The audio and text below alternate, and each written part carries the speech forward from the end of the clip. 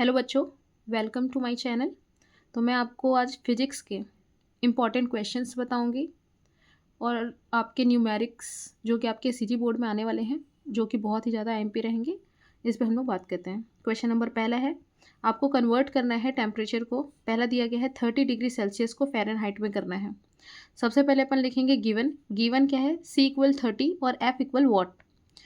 Temperature formula लिखेंगे। Temperature formula क्या होता है, C/5 = F-32/9 = K-273/5। जो फार्मूलाज अपन को यूज़ करना है सिर्फ वही लिखेंगे, C/5 और F-32/9। वैल्यूज़ जब पुटअप करेंगे तो हमारी वैल्यू में C की जगह आप 30 रखोगे, नीचे 5 है, F-32/9 रहेगा।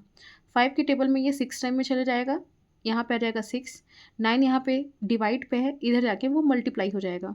तो 6 9 54 हो जाएगा इक्वल F-32। यहाँ पे माइनस है -32 जो कि ट्रांसफ़र हो जाके प्लस हो जाएगा और F का वैल्यू जो है 96 फ़ारेनहाइट आएगा हमारा। तो ऐसे ही आपको अलग अलग टेम्परेचर स्केल दिया जाएगा जिसको आपको अलग चेंज करना पड़ेगा। हो सकता है कि वो फ़ारेनहाइट को केल्विन में भी चेंज करने बोले, सेल्सियस को केल्विन में चेंज करने बोले, और सेल्सियस और केल्विन में अगर चेंज करने बोल रहे हैं तो नीचे से 5 को पहले से ही कट कर देना। क्वेश्चन नंबर 2 की बात करें, यहाँ पे दिया गया है, if absolute reflective index of water is 4/3 then find the speed of light in water। बात करें इसमें गिवन की तो obviously refractive index of water दिया गया है 4/3। Speed of light in vacuum ये हमें याद रखना पड़ेगा, C की वैल्यू है 3 × 10⁸ मीटर पर सेकेंड होती है। हमें speed of light in water ये इसका वैल्यू जो है उसको फाइंड आउट करना है। वी नो दैट हमें फॉर्मूला लिखना पड़ेगा, refractive index equal speed of light in vacuum upon speed of light in water. Values को सब पुटअप करने पर n की वैल्यू 4/3 हो जाएगी, C की वैल्यू 3 × 10⁸ और V अपन को फाइंड आउट करना है। यहाँ पे ये क्रॉस मल्टीप्लाई हो जाएगा, 4V हो जाएगा, 3 × 3 × 10⁸ हो जाएगा। यहाँ पे 3 3 9 हो जाएगा और इंटू 10⁸।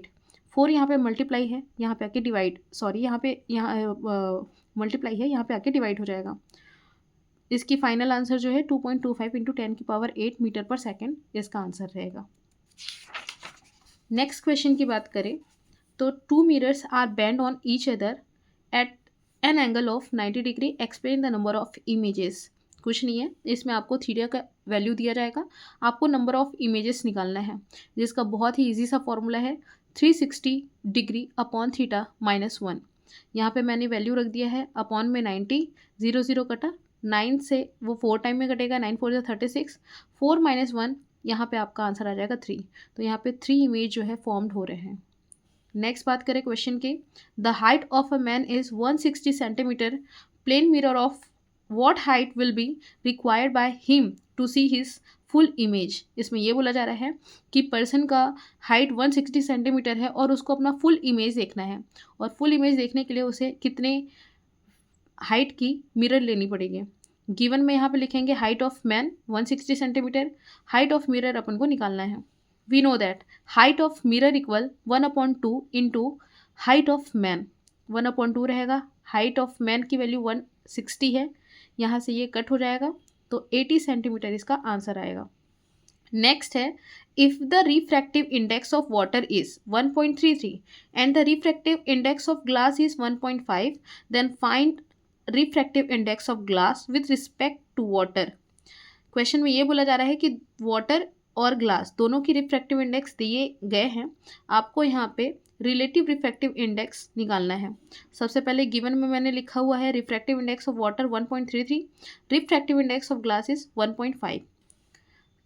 एक चीज़ याद रखना, जिसको फाइंड आउट करना रहता है उसे अपन ऊपर में रखते हैं और जिसके रिस्पेक्ट में रहता है वो नीचे रहता है। तो यहाँ पे ग्लास की वैल्यू ऊपर रहेगी 1.5 एंड देन नीचे रहेगा 1.33, दोनों को कट करने पर 1.13 हमारा आंसर आएगा। नेक्स्ट क्वेश्चन थोड़ा सा इंपॉर्टेंट है, a fish seem to be at the depth of the 75 centimetre from the surface, what is the actual distance from the surface. आपको ब्रैकेट में रिफ्रैक्टिव इंडेक्स ऑफ वाटर भी दिया रहेगा 1.33, लेकिन ना दिया रहे तो आपको एक याद रखना चाहिए। तो यहाँ पे क्वेश्चन में ये बोला जा रहा है कि एक मछली है जो कि 75 सेंटीमीटर डिस्टेंस में आपको प्रतीत हो रही है। अब इसके जो एक्चुअल पोजीशन है वो आपको निकालना है। तो गिवन में हो जाएगा refractive index of water is 1.33, virtual depth जो दिया गया है 75 सेंटीमीटर, और आपको निकालना है actual depth of the fish, जिसको मैंने यहाँ पे h माना है।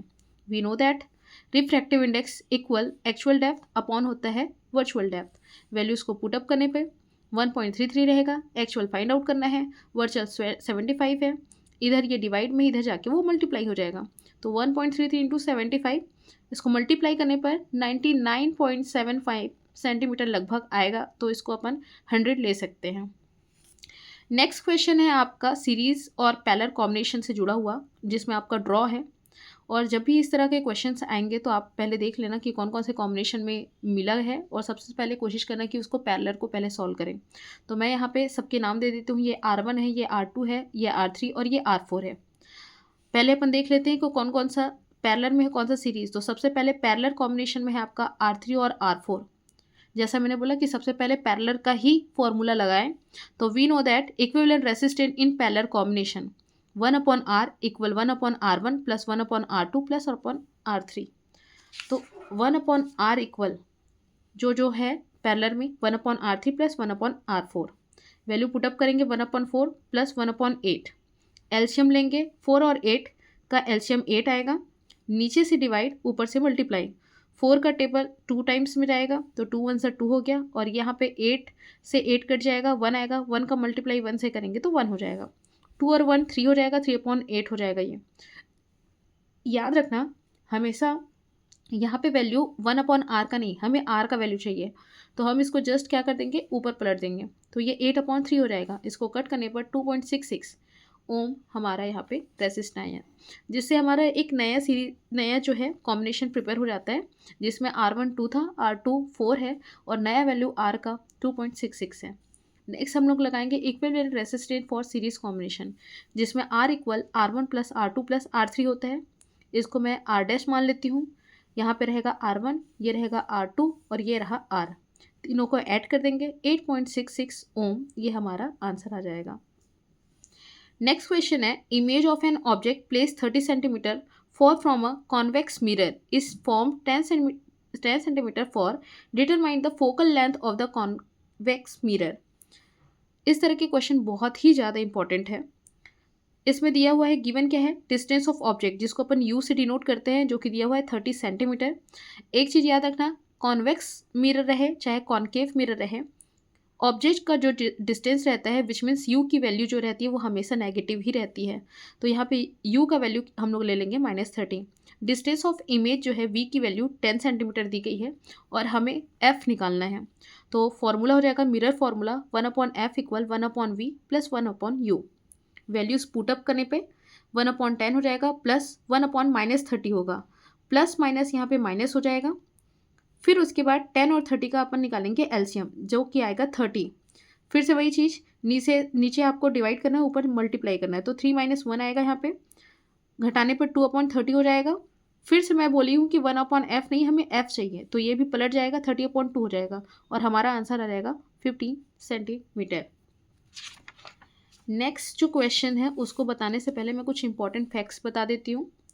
सबसे पहले ये याद रखना कि कॉनकेव मिरर के लिए फोकल लेंथ की वैल्यू हमेशा नेगेटिव होती है, और कॉन्वेक्स मिरर के लिए फोकल लेंथ की वैल्यू हमेशा पॉजिटिव होती है। अगर v की वैल्यू नेगेटिव है तो इमेज हमेशा रियल बनेगा, और अगर v की वैल्यू पॉजिटिव है तो इमेज जो है हमेशा वर्चुअल बनेगा। ये जो नोट्स है प्लीज़ याद रखना, क्योंकि ये आपको एज इट इज़ लेंस के लिए भी फॉलो करना है। क्वेश्चन देख लेते हैं। An object is place at a distance of 10 centimetre from a convex mirror with the focal length 15 cm. Find the position, size and the orientation of the image. इसमें बोला गया है कि एक ऑब्जेक्ट है जिसका डिस्टेंस आपको 10 सेंटीमीटर दिया गया है, और आपको फोकल लेंथ की भी वैल्यू दी गई है 15 सेंटीमीटर। ठीक है, आपको क्या निकालना पड़ेगा, v की वैल्यू। तो सबसे पहले अपन देख लेते हैं mirror formula 1/f equal 1/v plus 1/u। Values को पुटअप करने पे तो 1/50 इक्वल 1/v प्लस 1/-10 हो जाएगा, क्योंकि यू का वैल्यू अपन को माइनस लेना है। प्लस माइनस अगेन यहाँ पे बीच में माइनस हो जाएगा, 1/10 पूरा माइनस है, इधर लेके जाऊँगी मैं ट्रांसफ़र करूँगी तो पूरा प्लस हो जाएगा। 15 और 10 का अगर एलसीएम निकाले तो अगेन ये 30 आपको मिलेगा। फिर नीचे से डिवाइड, ऊपर से मल्टीप्लाई करने पर 2 + 3 आएगा। 1/v इक्वल 2 3 हो जाएगा 5, 5/30। अगेन अपन को v की वैल्यू चाहिए, इसलिए अपन इसको पलट देंगे तो 30/5 हो जाएगा, जो कि कट के आंसर आ जाएगा 6 सेंटीमीटर। और अभी अपन ऊपर में बात किए थे कि अगर v की वैल्यू पॉजिटिव आ रही है तो इमेज जो है वर्चुअल बनेगी। इसके अलावा साथ साथ अपन मैग्नीफिकेशन भी निकाल लेते हैं, तो m इक्वल -v/u होता है। m इक्वल -6 आपको रखना है v की, और u का रखना है -10, और कट करके आपका आंसर आएगा 0.6। प्लीज़ याद रखना कि इसी की तरह मिरर फार्मूला की तरह लेंस फार्मूला होता है, लेकिन इसमें पॉजिटिव और इसमें नेगेटिव वैल्यूज हो जाती है। 1/f equal 1/v -1/u। बाकी सारी चीज़ें इसमें भी सेम ही रहेंगी। Thank you.